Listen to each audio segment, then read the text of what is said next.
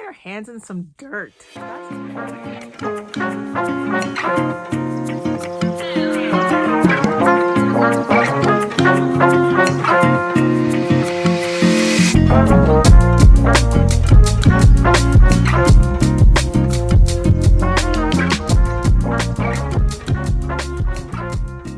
Hello and welcome back to my channel. My name is Marsha and I'm the Blackthumbgardener, and I do all things gardening with a little bit of travel in my zone 5/6 USDA garden. Now today is exciting because we do have some germination from the seeds that we started last week. Plus today we are working on poppies. That's right. Poppies are one of my most favorite flower in the garden. Some can be tall, some can be short. They range from different colors and they're just great to see in the garden and great as a cut flower too. First, I'm going to start off with showing you some of the exciting things that have started germinating in my basement, and then we'll move on to starting some poppies from seed. Now, a few weeks ago, we started begonias from seed, and this may be really hard to see, but I think I'm going to flip the camera around so you can see this in greater detail.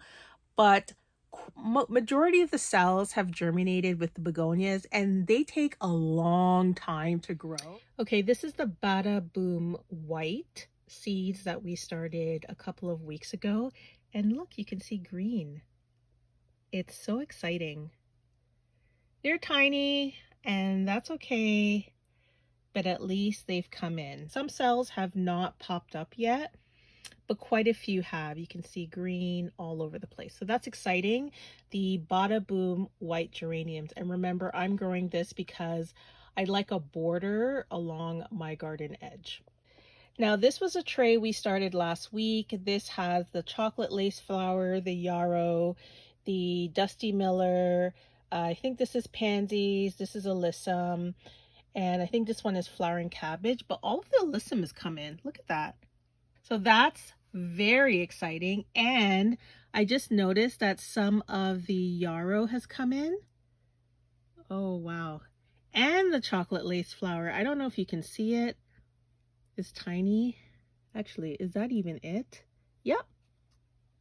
They're coming in. It's hard to see, but they're there.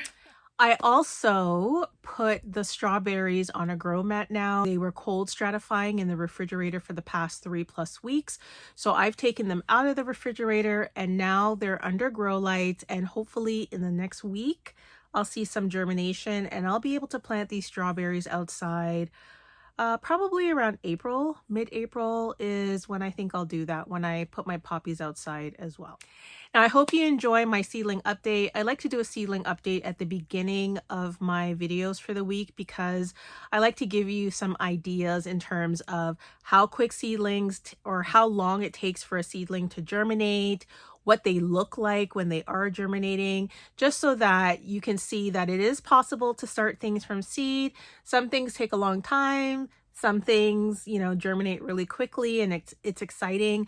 But overall, it's just to share my process so you understand how I'm starting things from seed, what they look like when they germinate, and just the entire end-to-end from seed to planting outside in the garden to harvest later on if you're following this channel. So like and subscribe if you are interested in seeing more updates on my seedlings, or just want to learn how to grow things from seed and also see pretty flowers and vegetables harvested in the garden. Okay guys, on to what I consider my favorite flower of all in the garden. Now there are a lot of favorites I'll probably mention throughout my growing session in the basement, but this for sure is absolutely one of my absolute favorite flowers, and that's poppies, guys. Woo! So growing poppies can be different for every gardener depending on which method works for you. I personally like to start my poppies from seed indoors like I do my other seedlings. Poppies generally don't like to have their roots disturbed, so it's ideal if you're just direct sowing them outside. Even in the winter, you can sprinkle some of the seeds outside, and then as the snow melts, they'll continue into the ground and then they'll germinate. I've tried that personally, it has not worked for me. And maybe it's because I've done it too early, or maybe I've done it too late. I don't know what it is, but whenever I try to direct sow poppies outside, it just does not work for me in my garden. Also, I have no idea where I'm planting those poppies. Like, it could be landing on something that I've already have in the garden that's going to come out. So I personally like to start my poppies from seed. Then around late April, I'll take the seedlings and I'll put them into the garden in exactly the spots I want them to be. I find this method works for me, but if you like to direct sow your poppies, go ahead and do it. Do what works for you. I always say that. Do whatever works for you in the garden. We're all different gardeners and we all do different things, but I'm showing you my method today. Also, we're going to try a tip that I learned from a gardener from one of the garden centers I went to recently. This is Barbara. She lives in a town over, and she had mentioned she freezes her poppy seeds. And then what she does when the weather warms up a little bit more and you can still see the ground, she takes those ice cubes and then she stomps them into the ground in the places she wants to plant them. I'm going to try that method today, and you'll see us plant them together and see if it works. Maybe that's something that you can try at home as well. And if you have tried that method, let me know in the comments. Hi guys, this is Editing Marsha. I'm just stepping in here because I saw a comment on one of my YouTube shorts about growing poppies in ice cube trays. And I do want to say that this method is intended ideally for northern gardeners because poppies, certain varieties, need a cold stratification period, and the idea of freezing them allows for that cold stratification period to occur rather than direct sowing them outside in the winter.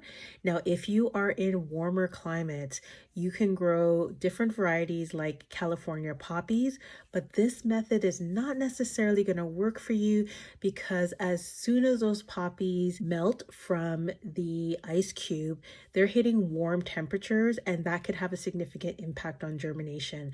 So my recommendation, if you're in a warmer zone, direct sow your poppies, or you can start them from seed and plant them into the garden, but just ensure that you're planting the right variety of poppies for your region. But for now, we're going to be starting these guys from seed indoors. There are so many varieties, and I actually have more, believe it or not. I have tons of seeds. I'm going to be starting some of my tried and true varieties. There are things that I grew last year that I absolutely love. I even have varieties that have been sent to me through the mail from other gardeners. So let's get started, and I'll go through all the seeds that I'm starting for poppies. But before we even deal with seeds and labels and all of that, we need to get our hands in some dirt. That's right. We need to get some seed starting mix ready. We need to get our container ready. We're doing a whole tray of poppies. And am I running out of space? I absolutely am. But who cares? We're just going to get it done. Now today we are going to be using the ProMix seed starting mix. Now that I have my hands on ProMix, I'm not going back. I am not going back. So we're going to be using the ProMix. If you're wondering what this is, the light switch. So we're going to be using ProMix, and we are also going to be sifting the soil, but I learned my lesson from last time. I have a bigger container, and this time it'll work better than it did the last time.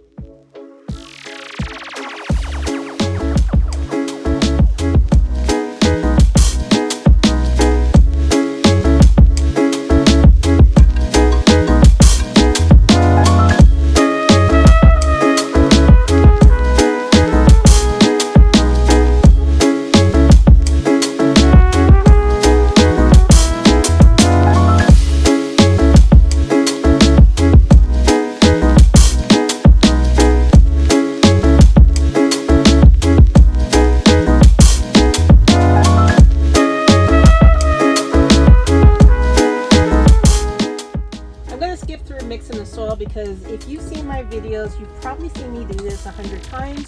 So we're going to skip ahead to when I pack the soil in the container, and I'll show you which container I'm using. Okay, I'm going to use a 12 cell for the poppies. I really don't need 24 cells worth of poppies, even though it's my favorite flower. And again, I don't have a big garden space. I have a small backyard. So I think last year I did about 12 seedlings as well, so this will be sufficient for the year. Oops. Where is my mat? I have no idea. It's somewhere here. I just gotta look for it. And I'm not gonna look for it right now.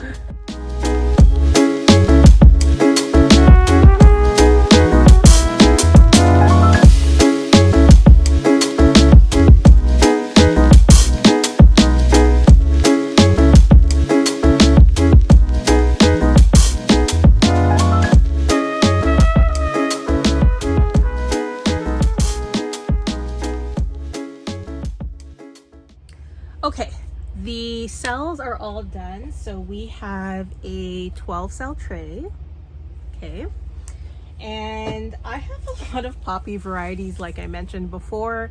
And so I'm going to do one variety, 2 cells per variety, and I just need 6 different varieties, and that will cover me, I think, for the season. And then I do have other varieties that I might try with the ice trays, and then also repeat whatever I'm showing you right now. So these are the varieties that I'm growing this year in soil these are the main poppies that I'm growing this year.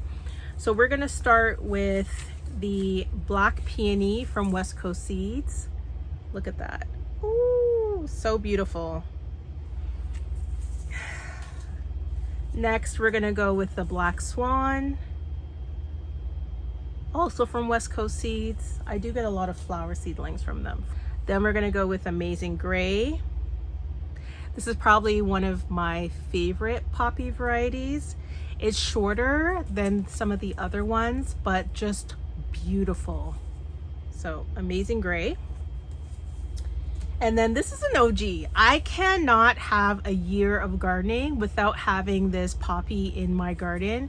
Now, I really wish that this poppy came around in November, but by that time my garden is shut down. But this is one of my favorite poppies, the Flanders poppy. And I know I say I don't really like red in the garden, but this is the exception. And then last but not least, oh no, 2 more. Next we're gonna go with the Pepperbox poppy. I just like the colors. Look at that. And then last but not least, this was a seed that was sent to me in the mail. And this is the Purple Peony poppy. Now I'm gonna do this down here rather than going upstairs because it's only a 12 cell. I don't have a lot that I'm doing today, and I really don't feel like going back up and down. So we're gonna stay in the dungeon.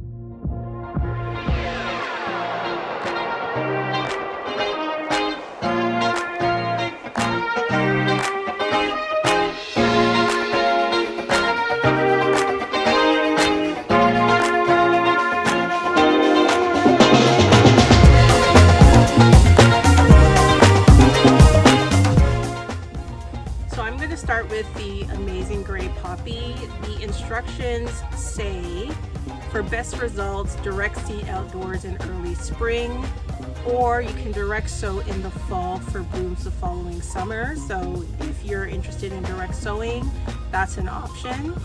And for seeding, it says, since the seeds are very fine, barely cover with soil and keep moist until they germinate, and that is exactly what I'm going to do.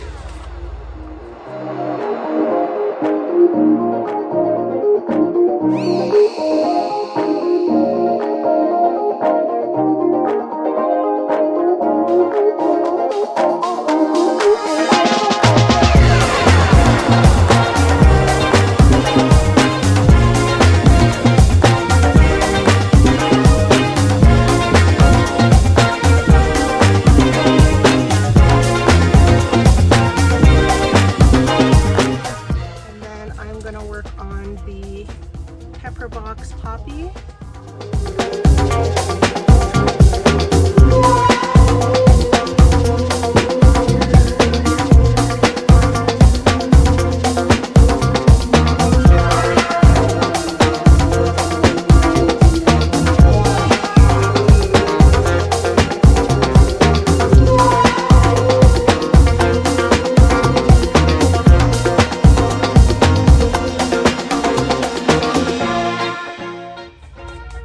We're gonna work on Flanders, my absolute OG.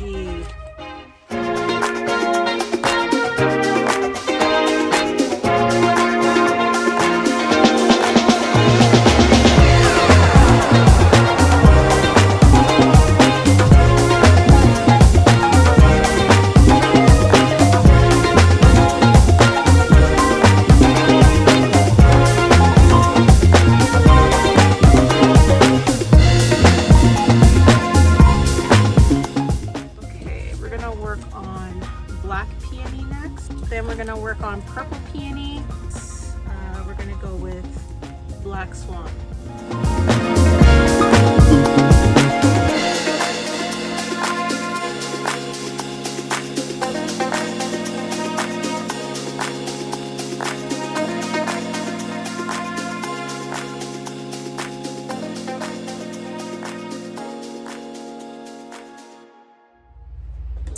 And that's it. Poppy seeds are done. I cannot wait until the spring, summer when these guys are just flowering and it's gorgeous. Stay tuned so you can see what they look like when they bloom. So I'm upstairs and we are going to be using this ice cube tray with a lid on it. And this should be good to keep everything contained. And the seeds that we're going to be starting in this tray, this is a new one you haven't seen. It's Giganthanum. Yeah, it's a big one. We're going to continue with the black peony, the amazing gray. We're going to continue with the Flanders, with the black swan, and then I'm going to throw in the Shirley poppy from Florette. So that's going to be our lineup for today. Now I'm trying to figure out how in the world am I going to label this. I don't know if I label the bottom, I don't know if I label the top, but let's just start the seeds first and then we'll go from there. Okay, I'm going to start off with the Shirley poppy. I don't even know how many seeds you're supposed to, anyways, we're winging it. We're winging it. No seeds in here. Okay, I guess we're not doing that one. So I'm going to replace that with the, nope, I already have amazing gray. Okay, so we're just going to do the pepper box then. That's what happens. I don't really go through my collection enough to make sure that I'm taking things out that have no seeds in them. So we're going to go with that much. And we're going to do 2 cells. And I'm just dumping a bunch of them in.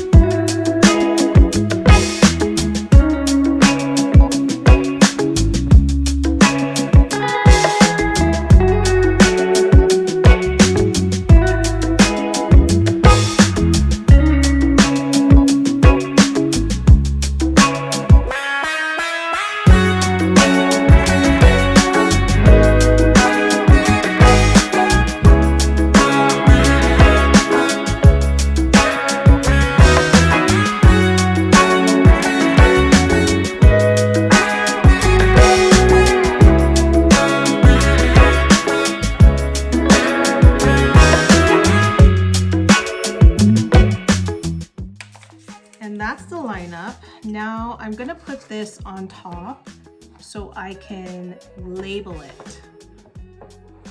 Because if I don't label this, then we're gonna have problems. So I'm gonna start with pepper box.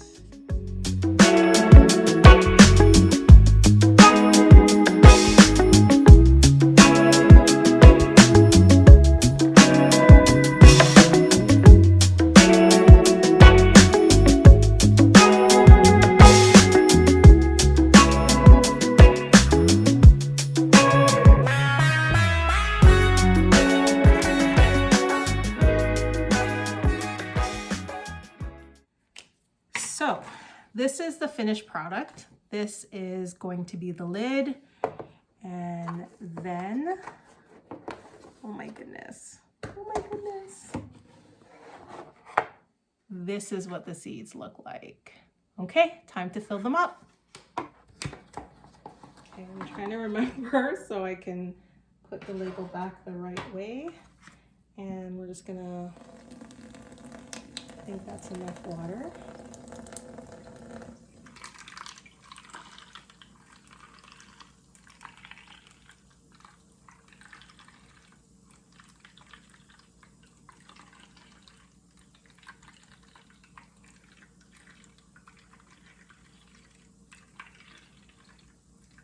Oh no. Too high, too high. Okay. I gotta be very careful with this. I think I made the level too high in some of them, so I hope they don't cross over. Okay, let's put the lid on this.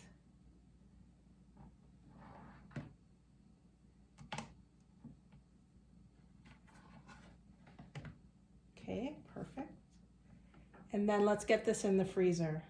Okay, I've had to move some things out of the way, and I really want this not to move.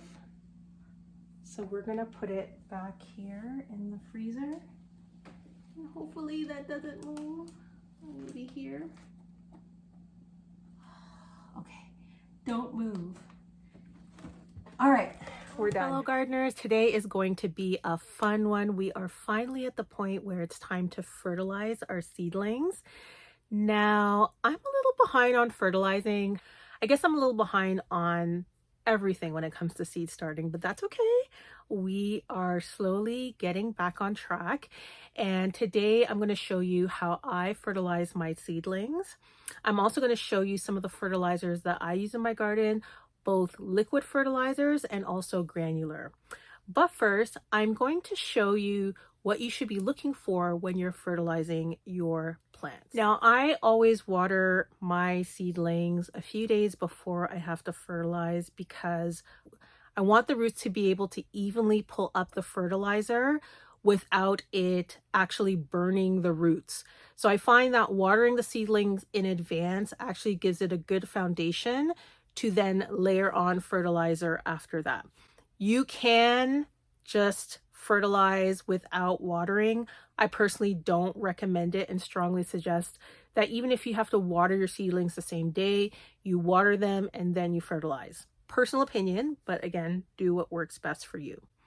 And it also gives them a good base. You don't want to shock their system by, they've been dry for, a few days or a week, and then you just hit them with fertilizer. Not really a good way to start off your seedlings healthy. You really want to give them a good foundation with a good drink of water and then hit them with a little bit of fertilizer after that. So that's my method of fertilizing my seedlings, but again, do what works for you.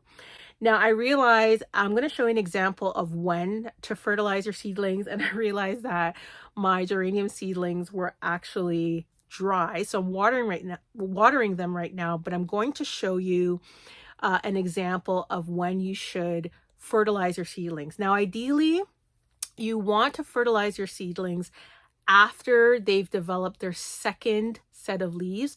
The first set of leaves are not necessarily their true leaves. It's the second set of leaves that come on after. And I'm going to show you what I mean.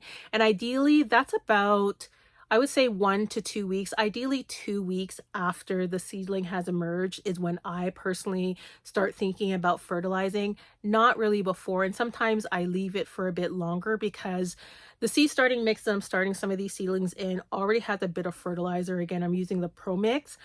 So I want to make sure that the seedling is, grown enough, is established, and then I hit it with a little bit of liquid fertilizer. So I'm going to show you my geraniums now. I'm going to put it back on the water after, but I'm going to show you what I'm looking for before I actually start to attempt to fertilize my seedlings. So these are my geraniums. They're looking good, aren't they? Okay. So what I'm looking for, and I'm just going to move you into better lighting. Okay, there we go. So what I'm looking for, you can see, I don't know if you can see the geraniums, but you can see that there are these 2 little leaves that have popped out. These were the first set of leaves. They're called cotyledons. And then you can see this other leaf that's developed, and it looks, I can't see the lighting, but it looks very much like how the geranium leaf is actually going to grow and develop. And that is what you call a true leaf.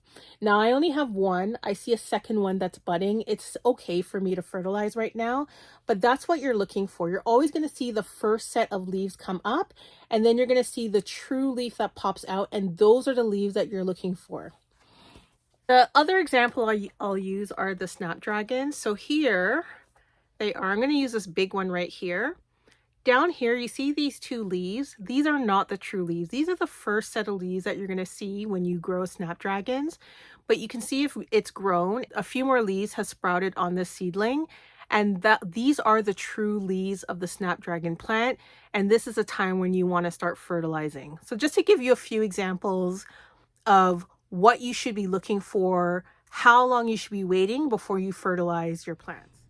Okay, while we're waiting for our seedlings to be watered, I'm gonna go through my fertilizer lineup. This is everything that I use from seedling to harvest for my garden. Now, again, I always say do what works for you. If you have another fertilizer that you use or you don't use fertilizer, just do whatever works for you in your garden. But this is what I use in my garden and has led to success in harvesting and healthy seedlings. So I'm gonna put this aside first and go through these three. So these are the liquid fertilizers that I use in my garden. And when you are buying a fertilizer, even a liquid fertilizer, you're gonna see there are 3 numbers on the front or the back of each of the fertilizers. And the 3 numbers represent the NPK. So you're looking at nitrogen, phosphorus, and potassium. And why those numbers matter is because they will add certain benefits to your plant. Nitrogen would be good for growing the leaves of your plants.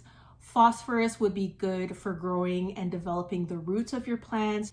And potassium is great for plant structure in terms of building strong stems, preventing disease or making the plant resistant to disease. So the numbers on these fertilizers really matter. So I'm going to go through the numbers that are on these fertilizers, and I'm going to tell you my personal recommendations and why I like certain things at certain times.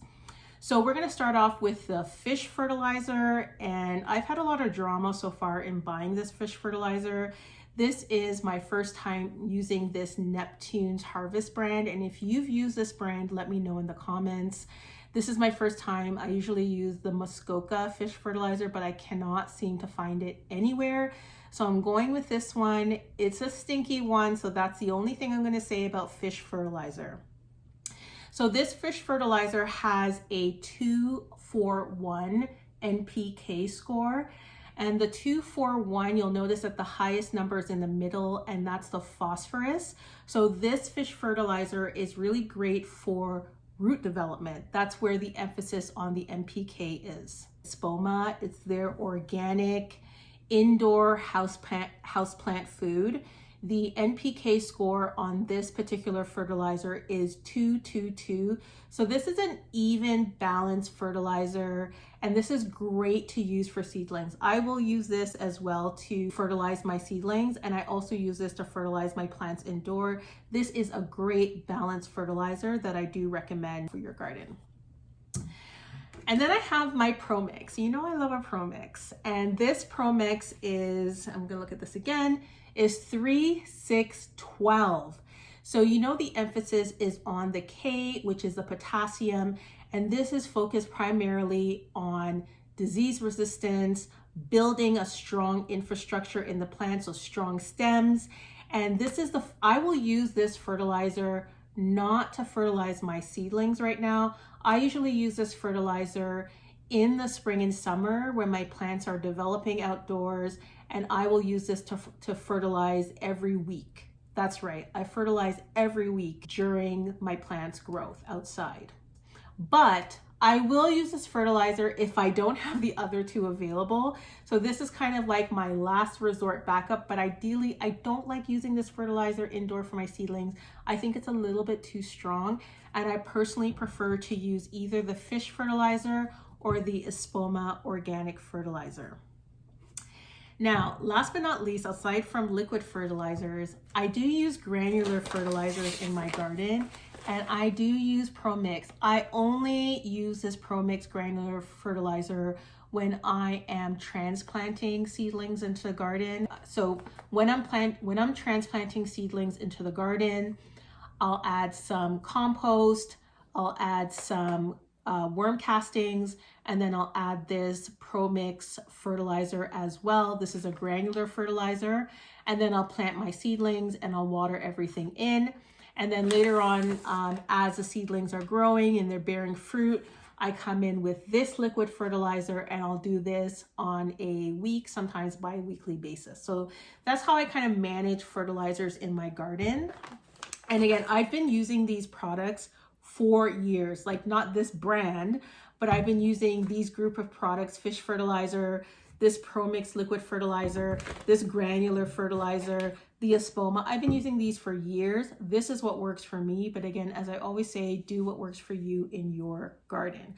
So now that we've covered the NPK, the science, these are some of just the basics that you need to know if you decide to use fertilizer in your garden and on your seedlings. So today for fertilizing, I'm going to use the Espoma organic. I would use a fish fertilizer, but this stuff stinks. Like I can't begin to tell you how badly this stinks. And I'm really not trying to have this smell in my basement.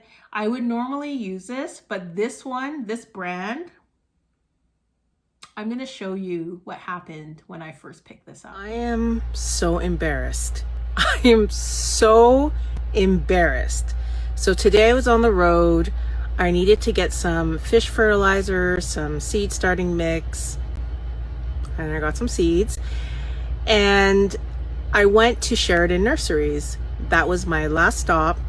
And before Sheridan Nurseries, I had picked up some fish fertilizer. I needed it to fertilize seedlings, and I've never tried this brand, this Neptune fish fertilizer. But anyways, so I get into Sheridan Nurseries. I'm all excited because I meet the representative for West Coast Seeds. I'm like, oh my gosh, you're here. I never see representatives. And it was cool. I was telling him about my trip and everything, and I was like so excited. And I kept smelling this fish scent, and I'm like, what the hell is this? You know what it was? It was me, because the fish fertilizer spilled in my car, spilled on my jacket, spilled on my seat, spilled on my purse, and I had fish fertilizer all over me.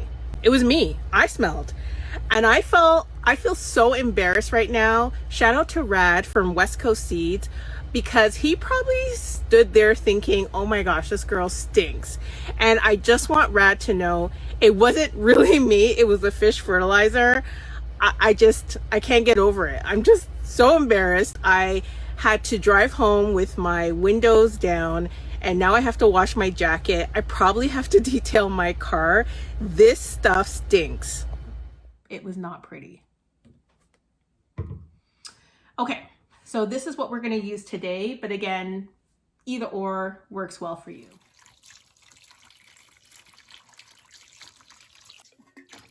Okay, so I'm going to use today the organic indoor houseplant, and I did say that it has a 222 NPK rating, so it's an evenly balanced fertilizer, and I'm just going to use a bit of this to pour into the tray. Now when I'm fertilizing my seedlings, I'm not using a ton of fertilizer. I'll pour a little bit of this fertilizer in. I might do just a little bit more. Okay, that's it. Just gonna mix the fertilizer in the water.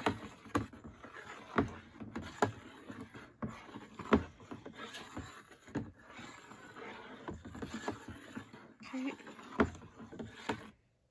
that's it. I'm gonna start off with fertilizing these seedlings that I've potted up. These are the onions, the eucalyptus, and the basil. So the good thing about the Bootstrap Farmer system is that I can just dump this entire thing down into this tray like this, and the water will lift up and it'll water the seedlings. There's not enough water in here, so I'm going to pour some more in.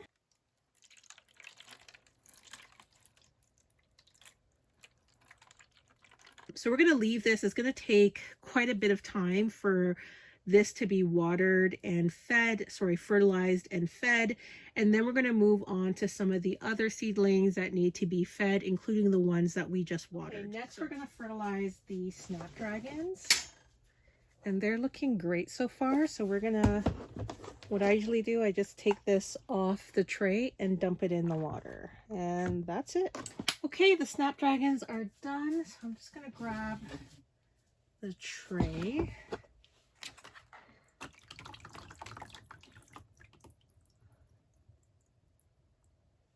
And I use the same water to fertilize all of my seedlings. We're going to do the leeks.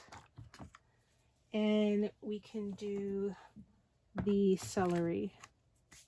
All right, and we're going to leave that for a bit. Okay, these are finally done. I'm going to put the celery and the leeks away. And last but not least, we're going to do the geraniums. I don't think I've done that one. Yeah, we're going to do the geraniums, and that's it. Actually, thank you for joining me today while I fertilize my seedlings. I hope the information I provided on how I fertilize my garden is helpful to you. Thank you for watching.